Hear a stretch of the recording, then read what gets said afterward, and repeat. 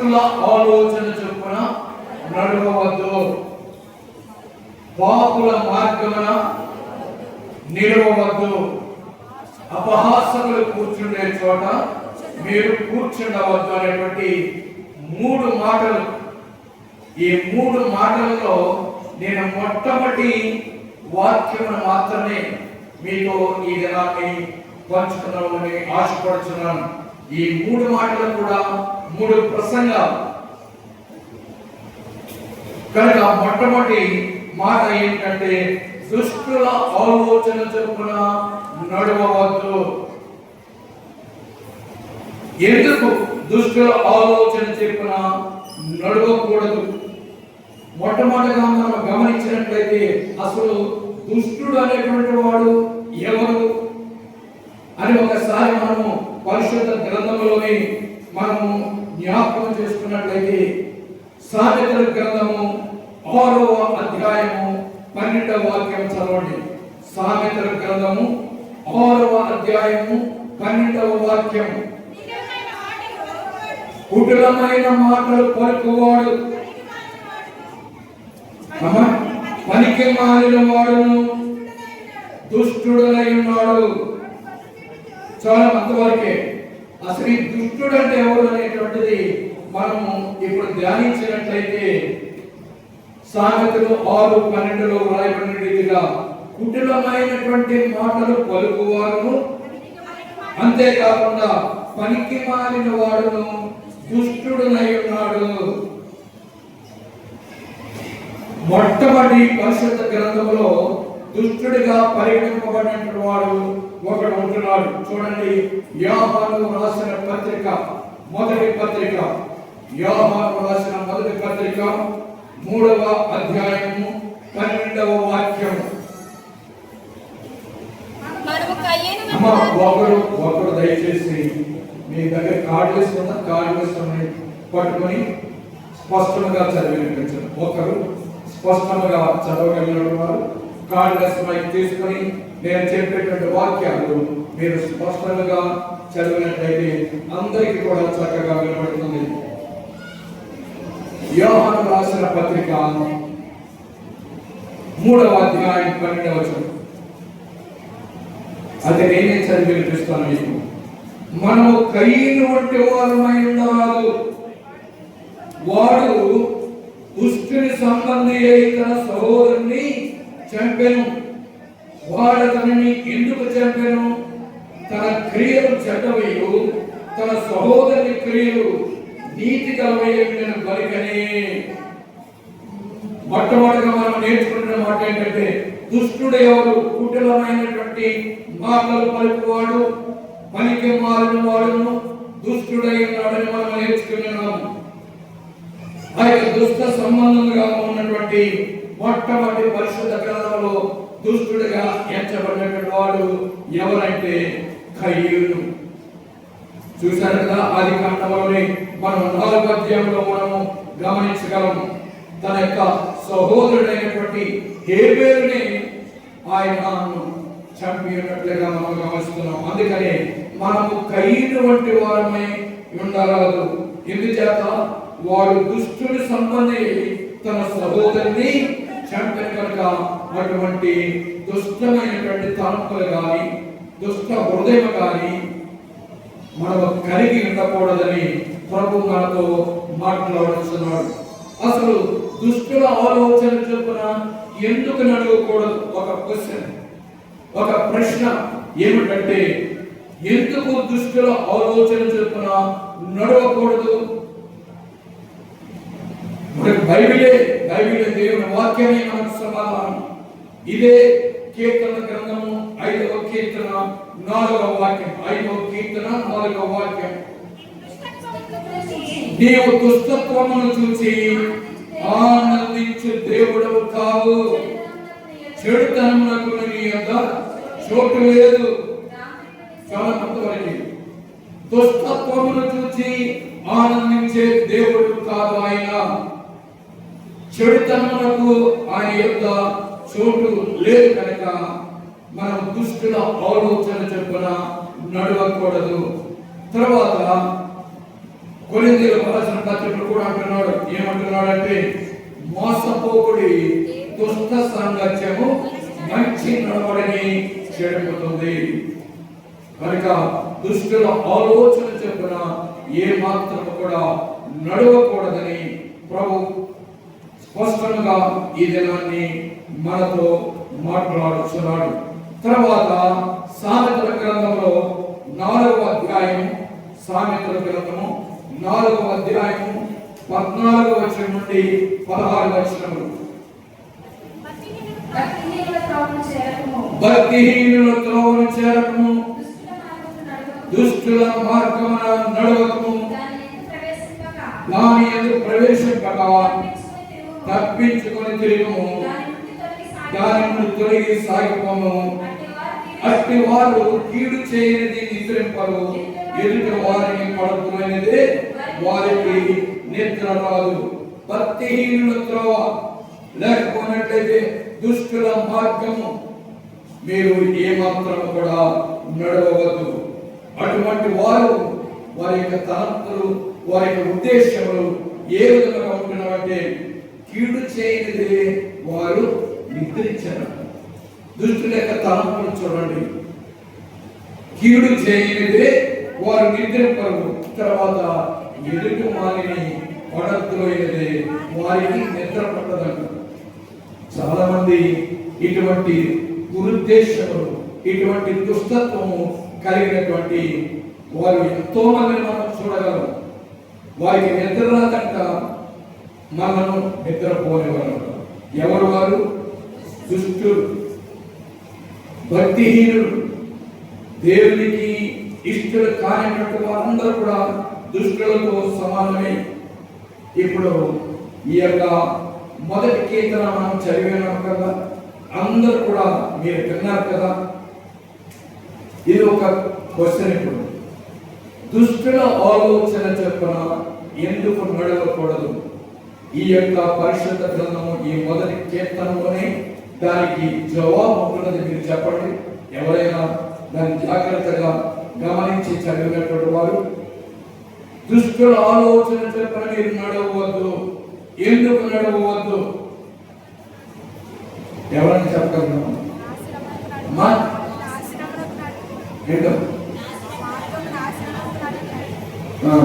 ఇంకా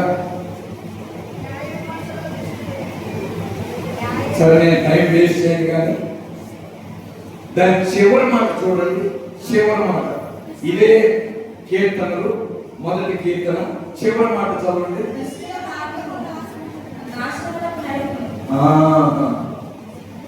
మొట్టమొదటి మాట ఏంటి? దుష్టుల ఆలోచన చొప్పున నడవవద్దు. ఎందుకు నడవవద్దు అంటే చివరి మాట ఏమంటున్నదంటే దుష్టుల మార్గము నాశనమునకు నడుపును. మనకి ఆన్సర్ దొరికేసింది, మనకి ఆన్సర్ దొరికేసింది. ఎందుకంటే మనం దుష్టుల మార్గంలో నడిచినట్లయితే అది ఎంతవరకు తీసుకువడుతుందంటే దుష్టుల మార్గము నాశనమునకు నడిపించును. కనుక మీరు దుష్టుల మార్గమున నడువవద్దని పరిశుద్ధ లేఖన భాగము మనకు బోధించుతున్నది. అయితే ఇదంతవరకు కూడా భాగంగా ఉన్నది. ఇర్మియా గ్రంథంలో కూడా అంటున్నాడు, మార్గములలో నిలిచి చూడండి, పురాతన మార్గములను గురించి విచారించుడి, మేలు కొలుపు మార్గమేది అని అడిగి అందులో ప్రవేశించుడి అంటున్నాడు. మార్గములలో నిలిచి చూడండి. మనం ఏది తలంచినా, ఏ కార్యం చేయాలన్నా మొట్టమొదటిగా మనము ప్రభు సన్నిధికి వెళ్ళి మనం వేచి ఉండాలి. ప్రభు సన్నిధిలో ప్రార్థనలో మనము కనిపెట్టి ఉండాలి. ప్రభువా, ఈ యొక్క కార్యాన్ని నేను తలపెట్టి ఉన్నాను, చేయాలని ఆశపడుతున్నాను, ఇది నీ దృష్టికి అంగీకారమా లేదా అనేటువంటిది మనం ప్రభు సన్నిధిలో ప్రార్థించి ఆయన యొక్క చిత్తమును బట్టి మనం నడిచినట్లయితే అది ఆశీర్వాదకరమవుతున్నది. లేనట్లయితే ఏమంటున్నాడంటే అది నాశనానికి త్రోవ చూపిస్తుంది అంటున్నాడు. కానీ ఈ దినాన్ని మన యొక్క మూల అంశం ఏమిటంటే దేవుని పోలి నడుచుకుని. దేవుని పోలి, to be imitators of God. దేవుని పోలి నడుచుకుని. అపోస్తలుడైన పౌలు కూడా అంటున్నాడు, నేను క్రీస్తుని పోలి నడుచుకున్న ప్రకారము మీరును నన్ను పోలి నడుచుకునమని అపోస్తలుడైన పౌలు గారు కూడా చెప్పుచున్నారు. మొదటి కొరింథీయులకు రాసిన పత్రిక 11వ వచనంలో. అయితే ఏ రీతిగా మనం నడుచుకోవాలి? ఇప్పుడు దుష్టుల ఆలోచన చొప్పున నడవద్దని ప్రభు మనతో మాట్లాడుతున్నాడు. ఇప్పుడు ఏ రీతిగా మనం ఏ విధంగా నడుచుకున్నట్లయితే మనకు దీవెనకరమో ఆశీర్వాదకరమో మనం ఒకసారి జ్ఞాపకం చేసుకున్నట్లయితే 7 విషయాలు మీకు తెలియజేస్తాను. 7 విషయాలు క్లుప్తంగా, మనకు సమయం తక్కువ ఉంటుంది కనుక నేను క్లుప్తంగానే మీకు ఈ యొక్క మాటలు తెలియజేయాలని ఆశపడుతున్నాను. మీరందరూ కూడా అపోస్తలుడైన పౌలు ఎఫెసీయులకు రాసిన పత్రిక తీసుకుని వచ్చండి. ఎఫెసీయులకు రాసినటువంటి పత్రిక 5వ అధ్యాయం చూడండి.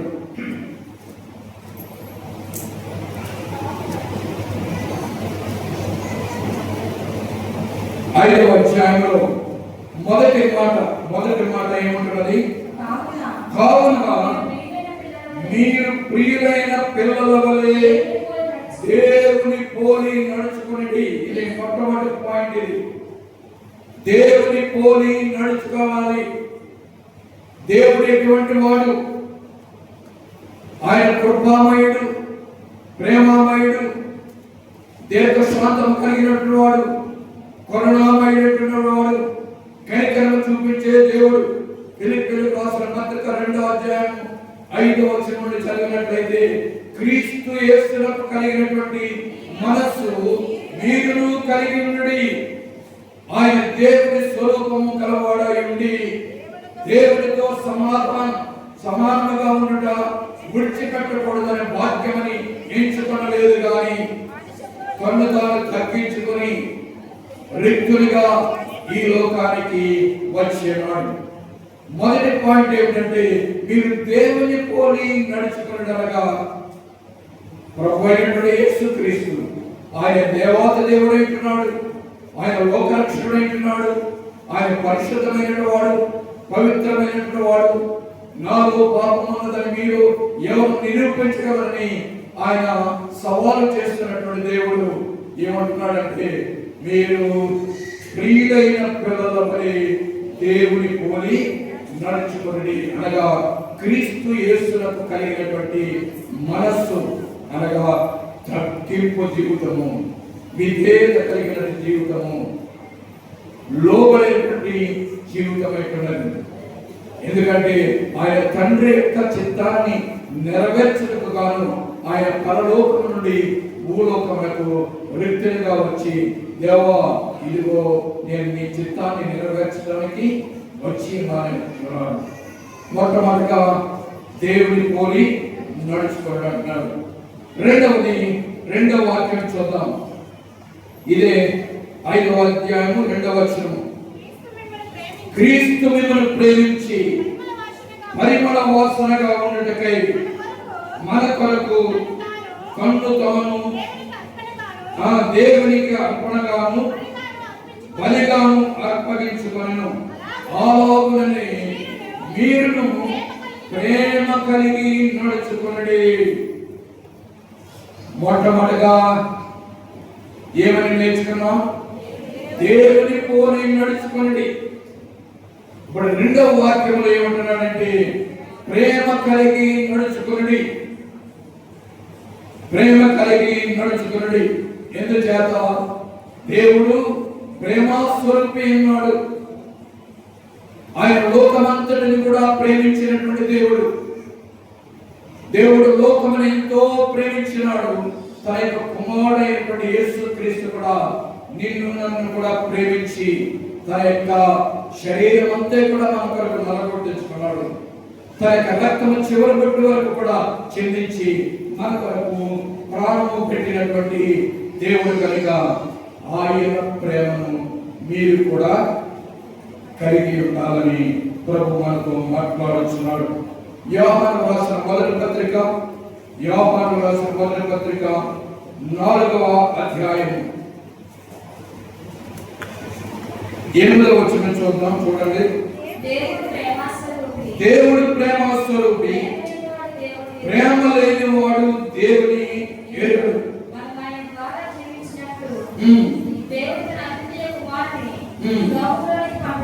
దీని వలన దేవుడు మన యందు ఉంచిన ప్రేమ ప్రత్యక్షపరచబడను. మనం దేవుని ప్రేమించడమని కాదు, కానీ మనల్ని ప్రేమించి మన పాపములకు ప్రాయశ్చిత్తమైనకు తన కుమారుని పంపెను. ఇందులో ప్రేమ ఉన్నది. ప్రియులారా, దేవుడు మనల్ని ఇలాగ ప్రేమింపగా మనం ఒకరినొకడు ప్రేమింపబద్ధులమైనాము. దేవుడు లోకమును ప్రేమించి తన యొక్క కుమారుడు పంపించినాడు.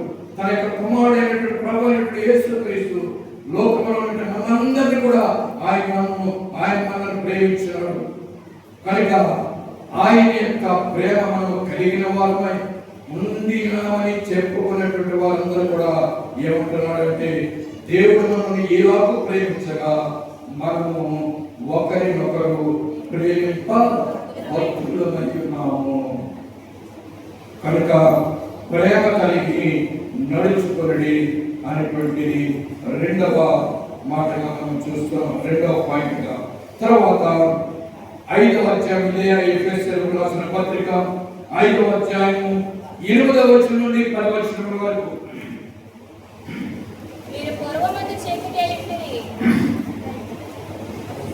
మీరు పూర్వమందు చీకటి అయ్యుంటిరి, ఇప్పుడైతే ప్రభువునందు వెలుగై ఉన్నారు.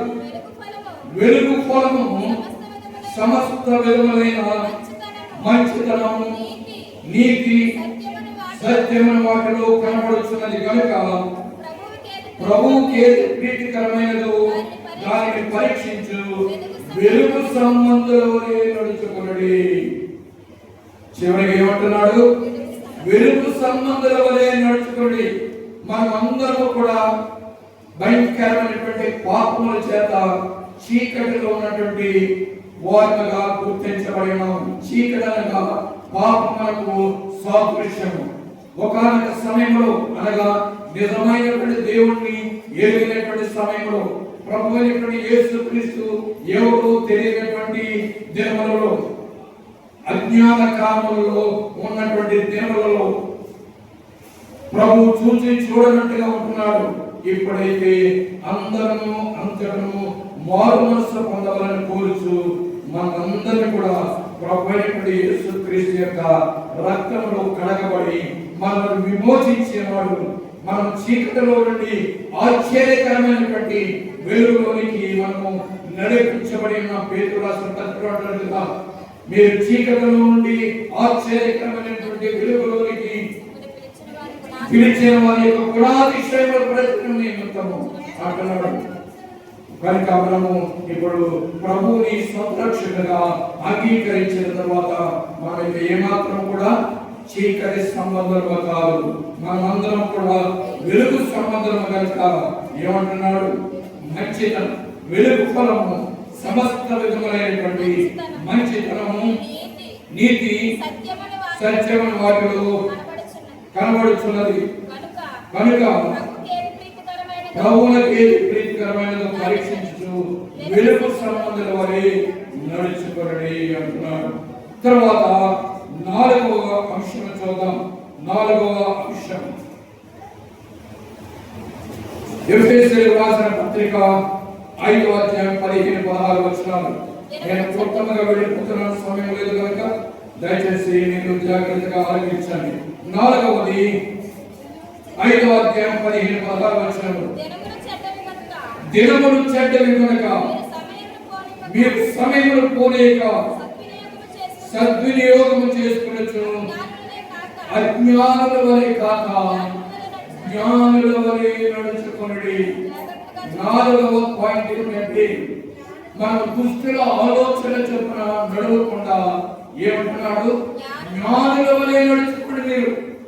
ఎందుకంటే భయంకరమైనటువంటి దినములో ఉంటున్నాం, అపాయకరమైన దినములో ఉంటున్నాం. అంత్య దినములలో ఉంటున్నాం.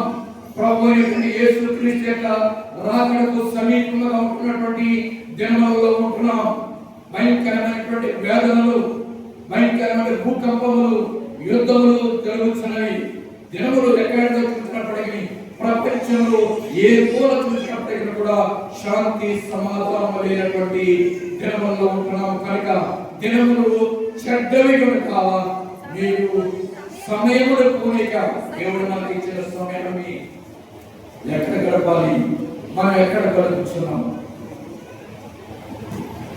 మీకు సమయం ఉన్నప్పుడల్లా కూడా దేవుని వాక్యం మనకు ఇవ్వబడినది.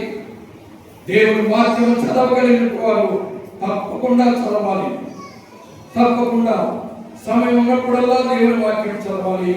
దేవుని సన్నిధిలో ప్రార్థించాలి. దేవుని సమయాన్ని ఇవ్వవలసిన సమయాన్ని దేవునికి ఇవ్వవలసిన రిక్వైర్మెంట్.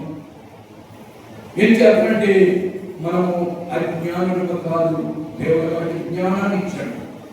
దినములు చెడ్డలు కనుక మీరు సమయంలో పోలేక సద్వినియోగం చేసుకోవచ్చు. అజ్ఞానుల వలె కాక ఏమంటున్నాడు? జ్ఞానుల వలె నడుచుకోండి. దుష్టుల ఆలోచన చెప్పన నడవద్దు. సాతాను నిన్ను నడిపించేటువంటి మార్గంలో మీరు నడవద్దు. కొలస్సీయులకు రాసిన పత్రిక 4:5 వాక్యం కూడా చూద్దాం. కొలస్సీయులకు రాసిన పత్రిక 4:5 వాక్యం. సమయములు పోలేక సద్వినియోగం చేసుకోవచ్చు.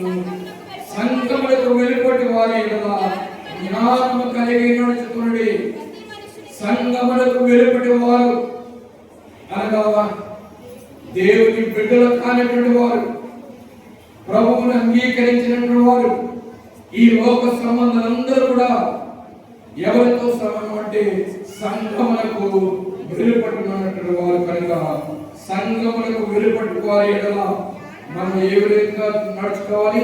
జ్ఞానం కలిగి నడుచుకోవాలి. మనం వారి ఎదుట మాట్లాడేటువంటి ప్రతి మాట, మన యొక్క ప్రవర్తన ఏ విధంగా ఉండాలంటే ప్రభువుని చూపించేటువంటి రీతిగా ఉండాలి. దేవునికి సాక్ష్యం చెప్పేటువంటి రీతిగా ఉండాలి. మనలను చూసి సంఘపు వెలుపటి ఉన్న వారందరూ కూడా ఈయన ప్రభు బిడ్డ కనుక ఇటువంటి మంచి లక్షణములు గుణములు ఉంటున్నామని మన ద్వారా వారు రక్షింపబడాలి. అందుకే అంటున్నాడు, సంఘమునకు వెలుపటి వారి ఎడల మీరు జ్ఞానము కలిగి నడుచుకొనండి. ఇది 4వ పాయింట్. ఇప్పుడు 5వ పాయింట్ చూద్దాం. 5వది గలతీయులకు రాసిన పత్రిక 5:16. గలతీయులకు రాసిన పత్రిక 5:16. నేను మీతో చెప్పినది ఏమనగా ఆత్మానుసారముగా నడుచుకోండి, అప్పుడు మీరు శరీరేచ్ఛలను మీరు నెరవేర్చరు. ఆత్మానుసారముగా పరిశుద్ధాత్మ నడిపింపు ద్వారా మీరు ఎప్పుడైతే ఆత్మానుసారంగా నడుచుకుంటారో అప్పుడు మీరు ఏమాత్రము కూడా శరీరేచ్ఛలను నెరవేర్చరని ప్రభు మనతో మాట్లాడుతున్నాడు.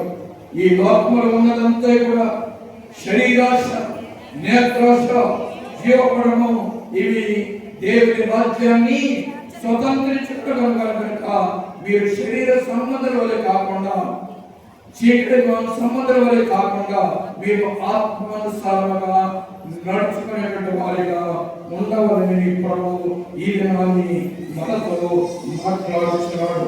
ఎందుచేతంటే ఆత్మచేత ఎందరూ నడిపింపబడరు వారందరూ కూడా దేవుని కుమారులైతున్నారు. దేవుని కుమార్తె కాదు, మీరందరూ కూడా దేవుని కుమార్తెలైతున్నారు. దేవుని ఆత్మచేత రోమీయులకు రాసిన పత్రిక 8:14 దేవుని ఆత్మచేత ఎందరూ నడిపింపబడుదురో వారందరూ దేవుని కుమారుల చోట దేవుని బిడ్డలని చదవండి. దేవుని బిడ్డలంటే కుమారులు ఉంటారు, కుమార్తెలు ఉంటారు. ఇక్కడ చేయనట్టు మనం అందరం కూడా ఉంటాము. కనుక దేవుని చేత ఎందరూ నడిపింపబడుదురో వారందరూ కూడా దేవుని బిడ్డలైతున్నారు. కనుక ఇది 5వ పాయింట్. 6వ పాయింట్ చూద్దాం. తెస్సలోనికీయులకు రాసిన మొదటి పత్రిక 5వ అధ్యాయం 14-15 వచనాలు. సహోదరులారా, మేము మీకు బోధించినది ఏమనగా అక్రమముగా నడుచుకున్న వారికి బుద్ధి చెప్పండి, ధైర్యం చెడు వారిని ధైర్యపరచండి, బలహీనులకు ఉపకరియండి, అందరి ఎడల దీర్ఘశాంతము గలవారు ఉండండి. ఎవడనో కీడునకు ప్రతి కీడు ఎవరికైనా చేయకుండా చూసుకోండి. మీరు ఒకరి ఎడల ఒకడును మనుష్యులందరి ఎడలను ఎల్లప్పుడూ మేలైన దానిని అనుసరించి నడుచుకునడి. ఈ మాట నాతో చెప్పండి.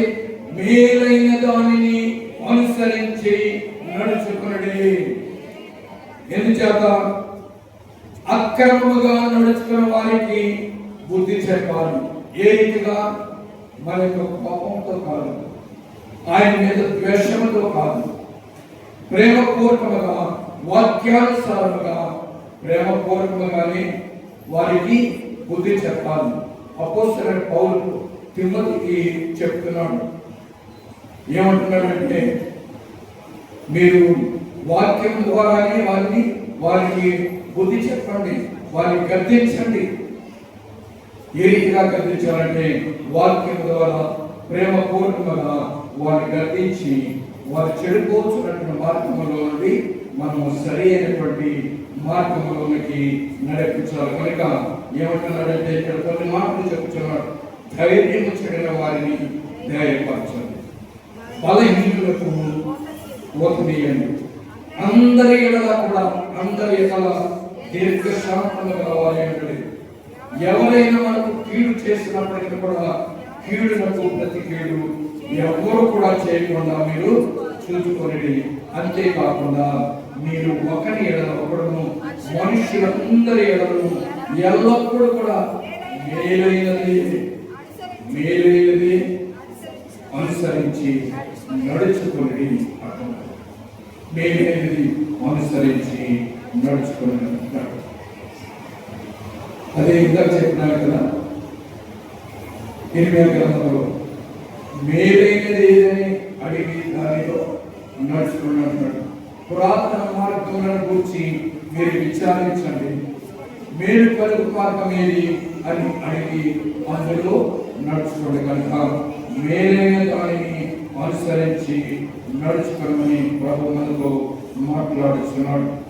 తర్వాత చివరిగా 7వ పాయింట్ ఏమిటంటే, ఎఫెసీయులకు రాసిన పత్రిక 4వ అధ్యాయము మొదటి 3 వచనములు.